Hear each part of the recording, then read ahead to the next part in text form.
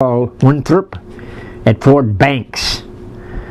I was a private there, and my basic number was 521. That was in the Coast Artillery. While there, I worked in the library, and the basic was 5055. Then I became a file clerk, and that was an 055 number basic. And that was in Virginia. I do not remember offhand the base. Then at Newport, Rhode Island, I was there 6 months, and I was a PFC, and I was what they call searchlight crewman, a basic 763. I operated and took care of a portable power generator operator, 846 basic. I went from there for 2 months.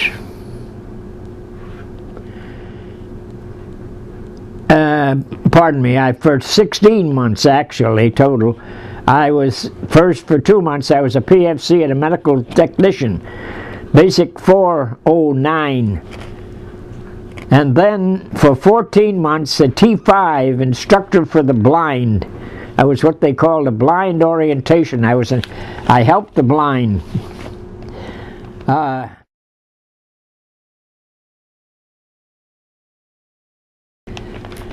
My duties as instructor for the blind at Valley Forge General Hospital in Phoenixville, Pennsylvania for 14 months was assigned a small group of patients, from everyone from a private to a captain.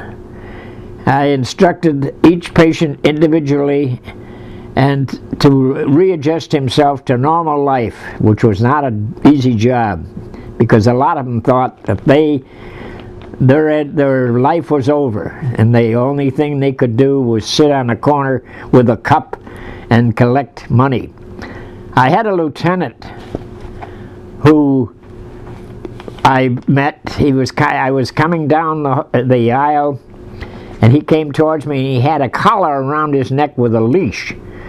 And I said, "Sir, what are you doing with the leash and the collar around your neck?" He said, "They have to lead me." I said, "Sir, would you mind taking it off? You don't need it," which he did.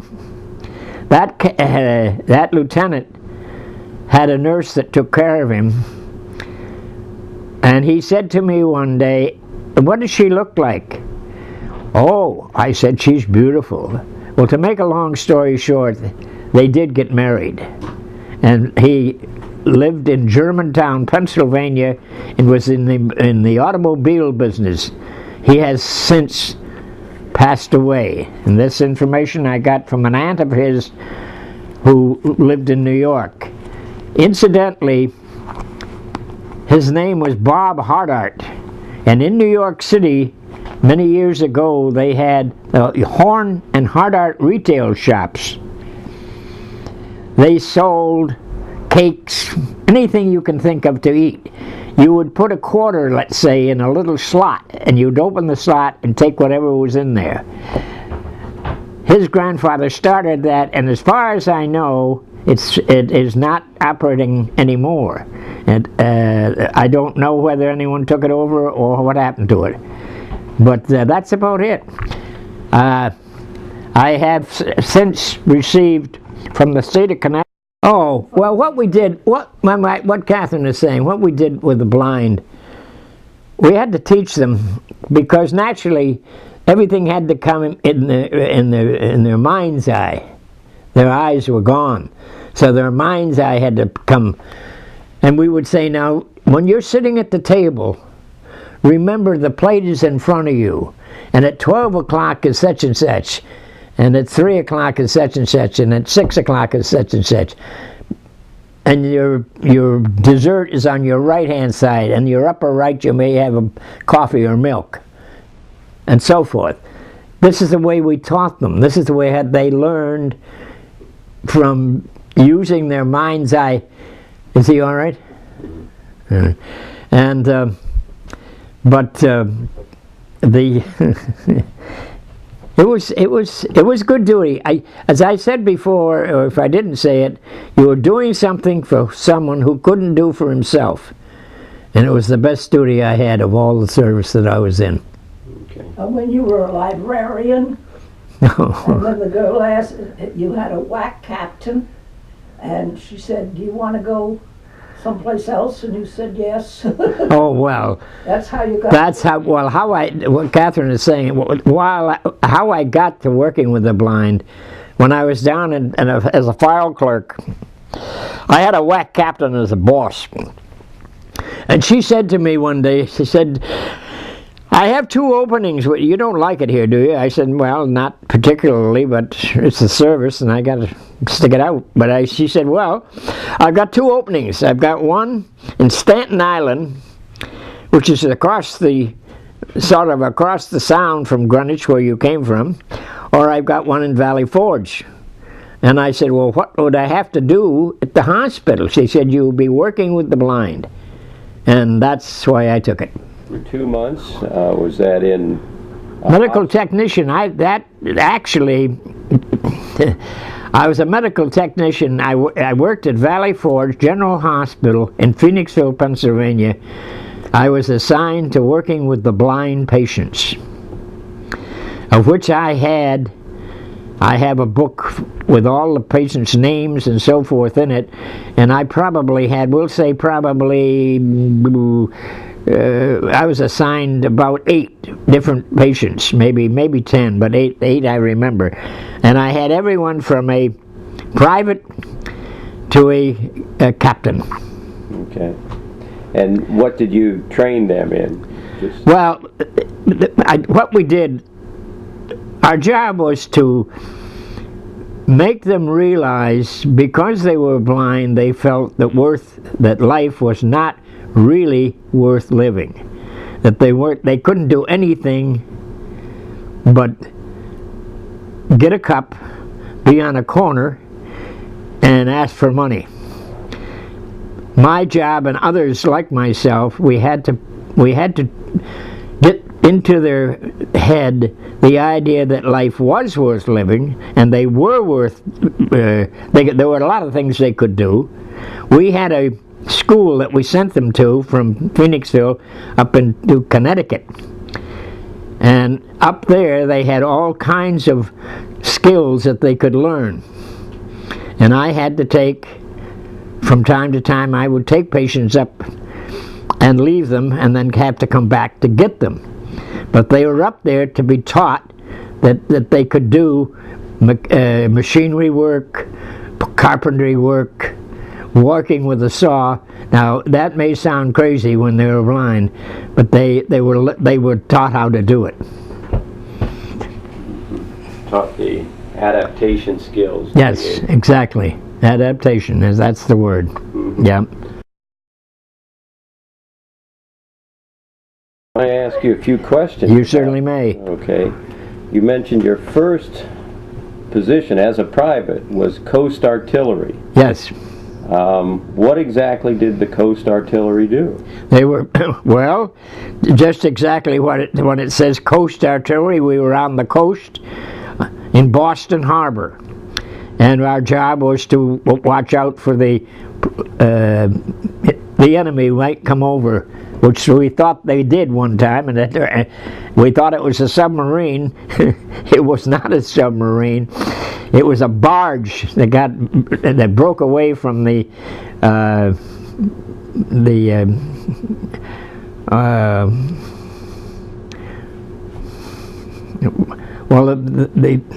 thing that would pull it. Yeah. It broke away, and we had a big searchlight. We had it going out there, and we saw this. We thought at first it was a German submarine, of course it was not. And yes, sir. What else can I tell? Well, in the Coast Artillery, were you in boats or were you just observing? Well, no. In the Coast Artillery, we were land.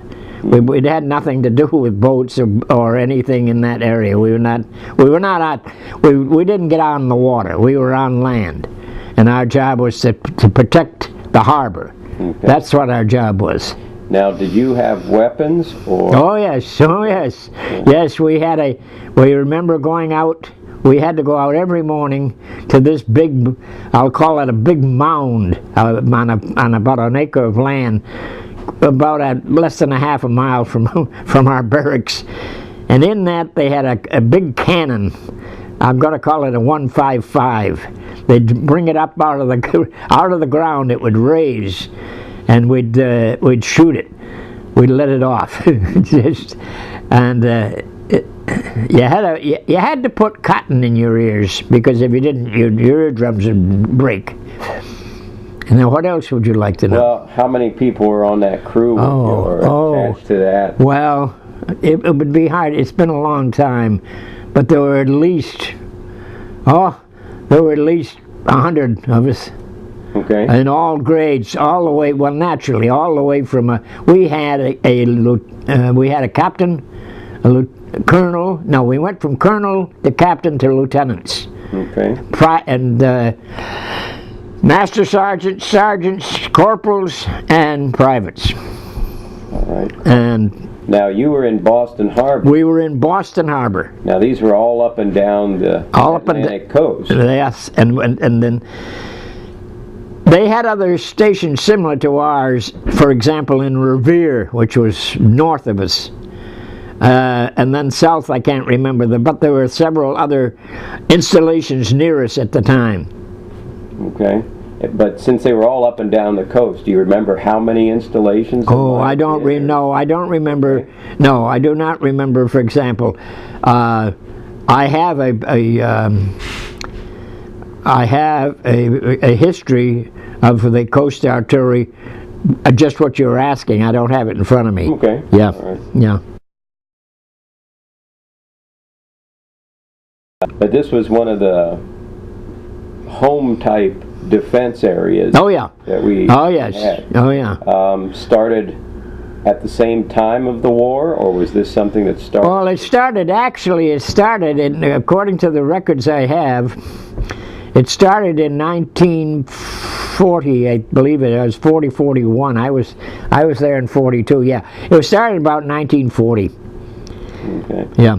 Of course, the war started in 1939, was when Hitler did his thing, and then we came in, and that installation started at that time, and it started all up and down the coast, all the way down to Virginia. Okay. Oh yeah. And did any of these groups see action or see any enemy boats? Well, now we not. Let me put it this way: some of the people that I was with went overseas. Some went to the Pacific. Some went to the European theater of war. I did not. I went over almost after the war was over. I went to France on the troop transport. Okay. We went over on a cruise because there was nobody but merchant marine, sailors, and army personnel, of which there were only about 3 of us. We went to Marseille. We picked up troops that had been with Patton and had been over there a long time. They wanted to get home, so when they got on the ship, they didn't care where they slept as long as they were going home. And we came into Hampton's Roads in Virginia, and I can't remember the fort where we left them off, but I left from there. A couple of days later, I left. We had in the Army, you would accumulate time. If you had so many points, you were ready to get out. Well, I found out that I was ready to get out, and I couldn't wait to get back to where I belonged in the first place. Now, these troop transports. Yeah. You left here, I take it. Left this country. We left here. We left here, and we went across the Atlantic through the Straits of Gibraltar into Marseille, and we were there about 24 hours. That's about as long as we were there. And I had time off, so a merchant marine and myself went into Marseille, and I'll put it this way, we did the town. And we were in a place where we weren't supposed to be, and the MPs were coming down towards this area where we weren't supposed to be, and we headed down an alley. Years later, I had a friend, a dear friend, who I grew up with in Greenwich, Connecticut, and we talked about it, and he said if he'd have known it was me, we'd still be in France, behind bars. Now, the passage from this country over there to France, how long did it take on that? It took 10 days. 10 days, and about the same coming back? Yeah. How many troops do you think? Oh, we brought back, I believe, in my memory right now, we had about 3,600. Okay. And that ship was loaded with troops. And how many passages did you do? One. Just the one. As I said, I was anxious to get out. Okay. So I could have gone back, because they were going back, but I didn't know. I didn't want to go back. All right. Now, one of your other positions was as a searchlight crewman. Well, yes. That was in Newport, Rhode Island, at Fort Adams. Fort Adams was right in Newport. The searchlight crew, or as you say, crewman, was on an outpost near Bailey's Beach, where all the high polloi live in Newport. And on days off, we would take the 10-mile walk past the Rockefeller's house, the Astors, the Vanderbilts, you name them, and it was fun. All right. Now, what were the duties of a searchlight crewman? Well, to maintain the generator and be sure that everything was in order. That was our job, or my job. Okay. And the searchlight was for if well, the searchlight was out to pick up anything that was out on the I'll call it the sound, or out on the water. Mm-hmm. At that time, they didn't know really. As I've said it before, they didn't really know that the Germans were coming. They didn't know if the Germans had their submarines coming into the area, and they were very cautious. And that was the reason for the searchlights. And then the other thing that we had to watch out for were planes. Okay. We had to spot. I used to be able to remember PBYs, you name it, all kinds of planes that went over me.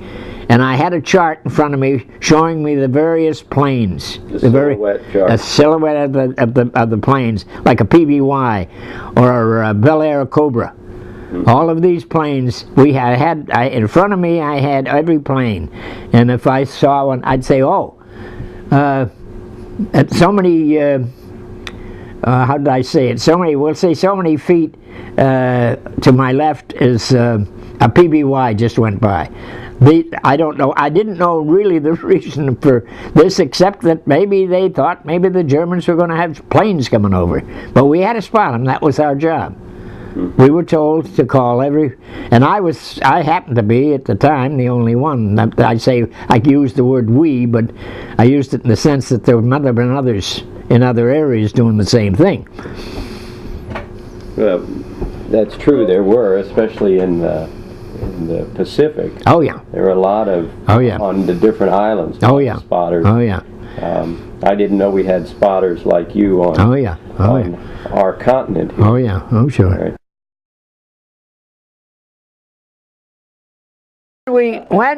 When we left Marseille and headed for the Straits of Gibraltar, that was on a Saturday, so that meant by the time we got to the Straits of Gibraltar, it was Sunday. Well, I was chaplain's assistant. The chaplain was not Catholic, but I, of course, was, and he said to me, I might add, in a closet near our area, we had I opened the closet door and I said, my God, there's all kinds of things in here. There were Pachisa games. There was rosary beads. There were things for the Jewish boys. There was everything. So I decided, well, I saw the Pachisa games, and I knew that Pachisa games had dice. So I said, this big burly sergeant came to me. He evidently had a sneaking suspicion that there were such things. So he said, you think I could take some of these dice and Pachisa games we might want to play? Well, I know perfectly well he had no intentions of playing Pachisa. All he could think of was the dice. And that's exactly what he wanted. He wanted the dice so he could. They just got paid, incidentally. We didn't get out of port before the purser was handing out money to these guys. They hadn't been paid in a long time, so they're all flush. So we started back. I said, "Oh yeah," I said, "you can have a couple of games if you'd like." Okay. Then the minister said to me, "You're Catholic now. Tomorrow morning is Sunday. Can you say a mass?" I said, "Well," kiddingly, I said, "I'll turn my collar around, and I'll say a rosary mass, because we had a lot of rosaries." So I must have had at least 150 men in front of me. We had a mic system, had a mic. I got up in front with the mic, gave them the rosaries, and we said a rosary, what I considered a rosary mass, and they were very grateful. And so when it came time, the guy came back about the dice. Well, I said to myself, what am I doing? Here I am giving these dice away. It's government property, but what am I doing? They don't need to know anything. I said, I'll tell you what I'll do. I'll give you the dice, but you give me a certain percentage of the house. Which he did. I came back with, I don't know how many, $1,000 or $2,000 or $3,000. But the point was that Or a little bit it was high on yeah. Well, I'm sorry, but the point was that it was government property I was playing. I could have been still in Leavenworth, but it worked out. It worked out, and they were happy. And they, as I said before, they were happy to get on that ship and get back, but they had to have something to do. So the money flowed heavy, and I got a little percentage of it. All right.